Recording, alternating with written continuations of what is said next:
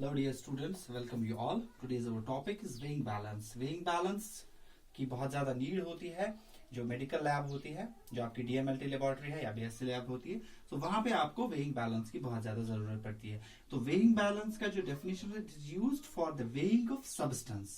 It is used to way substance. कौन से substance होते हैं, चाहे वो पाउडरी हो चाहे वो सॉलिड हो, ठीक है. तो किसी भी चीज का वे आपको करना है, जैसे आपको ग्राम्स में करना है या फिर आपको मिलीग्राम्स में करना है, सो वो आपको किसके थ्रू करना है, इस वेइंग बैलेंस के थ्रू करना है. सो इसकी डेफिनेशन जो होती है, it is used to weigh substances for the preparation of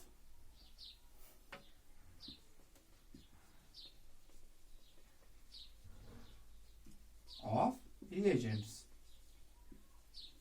और हम बोल सकते हैं it is used to weigh the substances for the preparation of stains.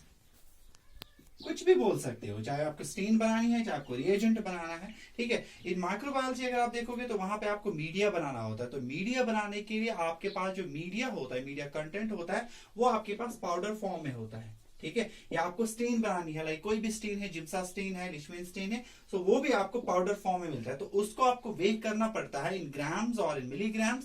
That is depends upon what quantity you need. आपको litre बनाना है, आपको half litre बनाना है, आपको 100 ml बनाना है, तो उस हिसाब से आपको क्वांटिटी चेक करनी पड़ती है कि आपको पाउडर कितने मिलीग्राम्स लेनी है या फिर कितने ग्राम्स लेने हैं. सो वो जो ग्राम्स आपको वे करने होते हैं, वो आप इस वेइंग बैलेंस के थ्रू ही वे करते हैं, ठीक है. So the principle of this weighing balance हम बोल सकते हैं, it is the principle of weighing balance two way, to measure, to analyze to weigh the solid part, to weigh the powder chemicals for the preparation of stains, for the preparation of reagent, ठीक है. सो आपके पास कोई भी reagent होता है, एक तो हो गया सॉलिड टू लिक्विड. जैसे सॉलिड को हम लिक्विड में मिक्सअप करते हैं, तब हमें वेइंग बैलेंस की जरूरत पड़ती है. जब आपको लिक्विड को लिक्विड में डालना होता है, उन दोनों को मिक्सअप करना होता है, तब हमें वेइंग बैलेंस की जरूरत नहीं पड़ती है. तब हमें मेजरमेंट की जरूरत पड़ती है. तब आप mls में ले सकते हो.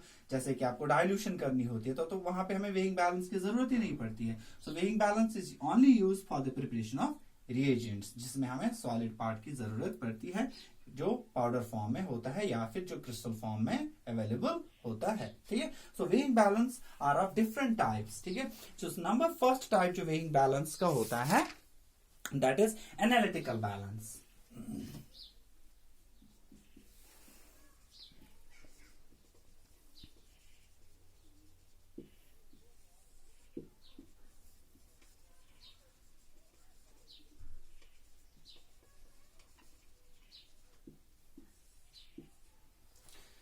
नॉर्मली तुम लोगों ने देखा होगा कि शॉपकीपर के पास जो बैलेंसेस होते हैं, पहले होते थे वो 2 पैन बैलेंसेस. जैसे कि आपने देखा था, एक सेंट्रल एक्सीस था, कुछ इस तरीका का था डायग्राम. आई एम सॉरी, मुझे डायग्राम अच्छे से नहीं बनानी आती है, बट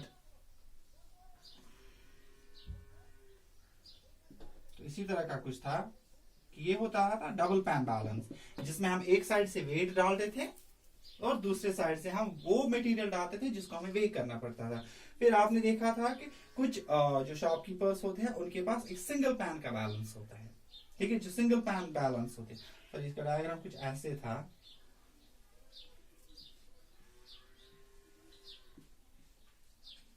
हाँ, कुछ ऐसे ही होता था इसका बैलेंस डायग्राम, ठीक है. सो सिंगल पैन बैलेंस भी होता है, डबल पैन बैलेंस भी होता है, जिसको हम एनालिटिकल बैलेंस कहते हैं, जिसमें हमें जो हमें वेट डालना पड़ता है, वो वेट आपके पास इजिली अवेलेबल होता है. वेट आपके पास ग्राम्स में अवेलेबल होता है, लाइक 10 ग्राम्स, 50 ग्राम्स, 20 ग्राम्स, या फिर आपके पास केजीज में भी अवेलेबल होता है, लाइक 1 kg, 2 kg, 5 kg, ऐसे भी आपके पास ग्राम वेट अवेलेबल होता है. So analytical balance is only used for जब आपको हेवियर क्वांटिटी, जब आपको बहुत ज्यादा क्वांटिटी में आपको कुछ चीज वे करनी होती है, ठीक है. एंड नंबर सेकंड जो आपके पास आता है, दैट इज इलेक्ट्रिकल बैलेंस, ठीक है. जो इलेक्ट्रॉनिक बैलेंसेस होती है,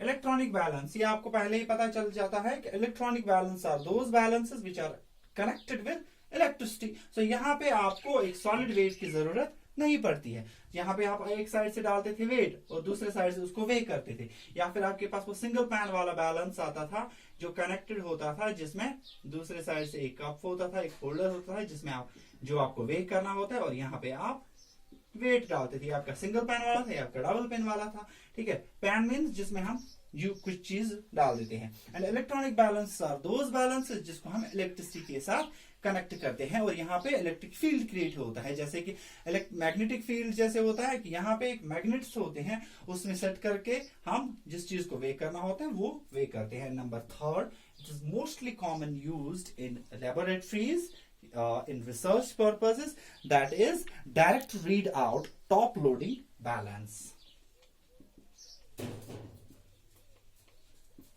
Read out top loading, जिसको हम लेमैन लैंग्वेज में कहते हैं डिजिटल बैलेंस। आपने देखा होगा आजकल हर कोई शॉपकीपर यही बैलेंस यूज करता है, क्योंकि इस डिजिटल बैलेंस में हमें मिलीग्राम्स का भी फर्क पता चलता है और ग्राम्स का भी फर्क पता चलता है। In case of analytical balance इसमें वेरिएशन बहुत ज्यादा होती थी, and in case of electronic balance it needs electricity, and also during balance process वहां पे हमें इलेक्ट्रिक फील्ड की जरूरत पड़ती है, जैसे कि मैग्नेटिक फील्ड, अगर थोड़ा बहुत इसमें मैग्नेटिक फील्ड में अप एंड डाउन हो गया तो आपका बैलेंस खराब हो सकता है, तो आपका बैलेंस आपका जो वे करना होता है मटेरियल वो आपको प्रॉपरली वे नहीं हो पाएगा। एंड थर्ड जो मैंने बोला था direct read out top loading balance is very much important balance, जो आपको एवरीडे यूज होता है, ठीक है। इसकी मैं एक थोड़ी सी डायग्राम आपको बता दूंगा कि जैसे देख सकते हो कि this is the direct read out top loading balance, जिसको आपने बताया है कि दिस इज ये जो हम बोल सकते हैं इसको डिजिटल बैलेंस, जिसमें आपको अपर पोर्शन पे दिखेगा कि यहाँ पे आप एक सिंगल पैन होती है एंड नीचे से एक बैलेंस होता है, जिसमें आप ग्राम्स में भी वे कर सकते हो और मिलीग्राम्स में भी वे कर सकते हो। सो ग्राम्स में अगर आपको वे करना है तो आपको ग्राम पोर्शन सिलेक्ट करना है, अगर आपको मिलीग्राम्स में वे करना है तो आप मिलीग्राम पोर्शन सिलेक्ट कर सकते हैं। सो ये आपका पैन है, इसमें आपको जो भी पाउडर डालनी है, जो भी क्रिस्टल्स डालने हैं वो आप इसमें डाल सकते हो, एंड देन डायरेक्टली यहाँ पे जो डिजिटल जो आपके 00 यहाँ पे नजर आ रहा है, एक डिस्प्ले नजर आ रहा है, उस डिस्प्ले में आपको नजर आ जाएगा कि आपने इसमें कितना वेट डाला है। So this direct readout top loading balance is used in microbiological purpose. Microbiological purpose में मैंने बोला था कि especially used for the preparation of media, ठीक है। ये जो डायरेक्ट रीड आउट मैंने आपको बोला, इसमें हम मिलीग्राम्स भी वे कर सकते हैं, इसमें हम ग्राम्स भी वे कर सकते हैं, ठीक है। सो जब आपके पास कोई स्टेन बनानी है, एज यू नो कि आपको स्टेन बनानी है या फिर कोई रिएजेंट बनाना है, वो हम बनाते हैं मिनिमम बना देते हैं 50 ml का। सो 50 ml में आपको 2 ग्राम्स की जरूरत पड़ती है। सो वो 2 ग्राम्स आप इस इलेक्ट्रॉनिक बैलेंस से नहीं कर सकते ना, या फिर आप वो एनालिटिकल बैलेंस से नहीं कर सकते, तो तब आपको ये वाला बैलेंस यूज करना पड़ता है, ठीक है। सो 2 ग्राम्स या फिर आपको 2.5 या फिर 0.5 ग्राम्स आपको चाहिए, ठीक है, या फिर मिलीग्राम चाहिए 100 मिलीग्राम, किसी भी चीज के लिए जरूरत पड़ती है, सो तब आप इस डिजिटल बैलेंस को ही यूज कर सकते हैं। Now care of balances, how to use and how to care of these balances.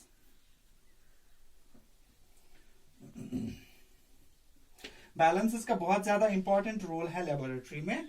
So balances up to date होनी चाहिए। सो बैलेंसेस जो होती है उनको मेंटेन रखना पड़ता है। अगर उसमें हल्की सी भी, अगर आप टॉप लोडिंग बैलेंस यूज करते हैं जिसको हम बोलते हैं डिजिटल बैलेंस, अगर आप वो यूज करते हो लैब में, थोड़ी सी भी जो डस्ट है अगर उसके ऊपर पड़ता है तो आपको वेरिएशन दिखाता है। जैसे कि आपके पास उसका पैन है छोटा सा, उस पैन में अगर कहीं पे भी थोड़ा सा स्टीन पड़ गया है या फिर थोड़ा सा पाउडर चिपक गया है किसी के साथ, तो वो आपको वेरिएशन दिखा देगा। तो अब आप क्या करोगे, जब आप इस बैलेंस को लेते हो तो उस बैलेंस के ऊपर जो पेन रखते हो, पेन रखने के बाद इसको सेट करो 0 पे, ठीक है। फर्स्ट चीज जो इस ध्यान में रखनी है, तो set the balance at 0 point. जब आपने 0 पॉइंट पे इसको सेट किया, आप इसके अंदर कुछ है भी या नहीं भी है, तो आपको उससे अब कुछ लेना देना नहीं है। फिर उसके बाद आप उसमें वो चीज डाल दो जो आपको चाहिए। बट मेरी प्रेफरेंस जो है, आप हमेशा यूज कीजिएगा पेपर, ठीक है। जो पेपर आप यूज करोगे उसी पे आप पाउडर डाला कीजिएगा। जो आपकी जो पेन होती है, अपर पेन जो होती है, इस पेन में आप पेपर डाल दीजिए पहले, ठीक है।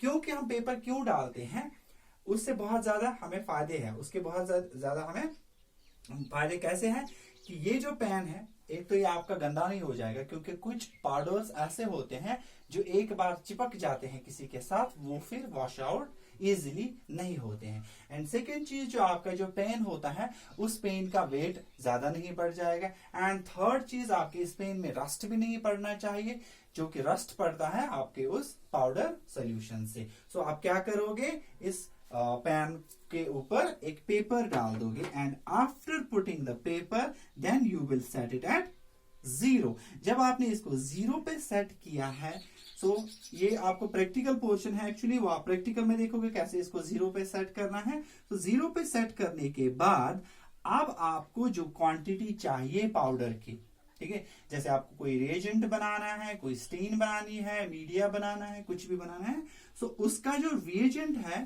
ठीक है, या पाउडर हम बोल सकते हैं, ठीक है, वो पाउडर आप इसमें डालोगे। किसके ऊपर, इस पेपर के ऊपर। जब आपने पेपर के ऊपर डाल दिया, सो वो आ गया पेपर, इस पैन के साथ अब कुछ नहीं चिपका है। सो आपके पास अब आपको चाहिए फॉर एग्जांपल 10 ग्राम्स, तो 10 ग्राम्स आपको वे हो गए हैं इसमें। Then directly take this paper, ठीक है, जिस पेपर में आपके पास ये पाउडर है, उस पेपर को डाल दीजिए।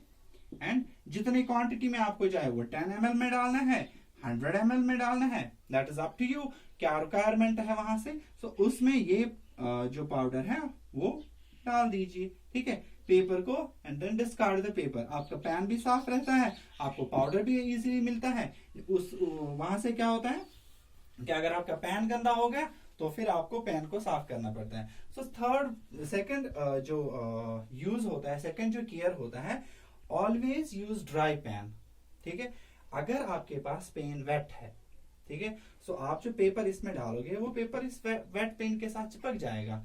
सो ना ही आपका पाउडर अच्छे से मिल जाएगा, ठीक है। वे तो आप कर सकते हो, क्योंकि आपको वे मिलेगा जो आपको पाउडर कंसिस्टेंट चाहिए, लेकिन जो आपने वे किया है उसको आप इजिली इसमें से नहीं निकाल पाओगे, ठीक है। सो इस पेन को आपको ड्राई भी रखना है। And third, always keep it of, always keep it of after the procedure. जब आपने प्रोसीजर फिनिश किया, क्यों जरूरत है इसको ऑन रखने की, बैटरी खत्म करने की, तो बैटरी खत्म मत करो, इसको हमेशा ऑफ मोड पे ही रखो। जब यूज है तब इसको ऑन करो। एंड फोर्थ जो इसका केयर है, that is always cover this pan. आप इसको बॉक्स में भी बंद कर सकते हो, आप इसके ऊपर एक क्लॉथ भी रख सकते हो, जिसकी वजह से इसके ऊपर जो डस्ट पार्टिकल्स हैं वो चिपक नहीं जाएंगे। I hope you all get all this information about this weighing balance. Thank you very much.